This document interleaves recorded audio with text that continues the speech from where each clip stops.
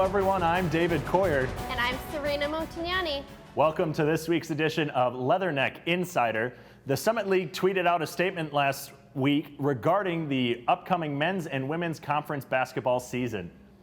Per the official Twitter account of Summit League Basketball, men and women's teams in the Summit League will play a 16-game conference schedule this upcoming 2021 season. Teams will travel to other schools throughout the season as usual, but there's one big change. When a team travels to an opponent's school, they will play 2 games on back-to-back nights. This will be the only time during the season that those 2 teams will face off. Every Summit League team will also get a bye week during the season. Last season, the women's basketball team proved to be a force to be reckoned with in Summit League play, ending the season tied for third with a 9-7 conference record. Despite losing top scorer Olivia Kaufman, the Leathernecks returned veteran playmakers junior Danny Nichols and senior Grace Gilmore to once more make a run to top the Summit. The Western Illinois men's team fell upon another year of turmoil in last season's Summit League play. Ending with just a 2-14 conference record, the Leathernecks failed to make the conference tournament at the end of the season.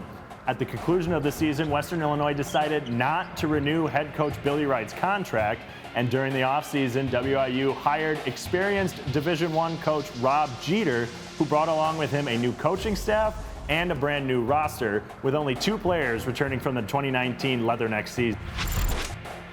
In WNBA and NBA news, time in the bubble for both associations has come to an end, but players are still speaking out about the racial injustice that has occurred across the country, and WIU students have voiced their opinions on professional athletes and racial injustice. News 3, Kennedy Williams has more. While the Seattle Storm and Los Angeles Lakers take home the hardware, players and coaches in both associations assured fans that they will use their time in the bubble to bring awareness to social justice issues in America. Everybody that can be involved is just going to accelerate the process. We won't stop pressing for full transparency and full and complete justice. Justice for Breonna Taylor. Despite the overwhelming plea for change, there has been no action. So our focus today cannot be on basketball. We will continue to use our platform to speak of these injustices that are still happening. Western Illinois University students believe the fight for racial equality starts with WNBA and NBA players standing up to the system that many believe has oppressed minorities for so many years. You got a lot of kids looking up to these basketball players, like other people that also want to follow in their footsteps. So it's really important for them to set a good example on the people looking up to them. I think NBA players should be able to speak about racial injustice, especially if they're minorities and people of color, because I feel like it's an important topic. They should be able to speak their mind about it. Just because of their high platform, they reach a large audience. Many people view them, look at them, whether it be for inspiration, for motivation, whatever you want to call it.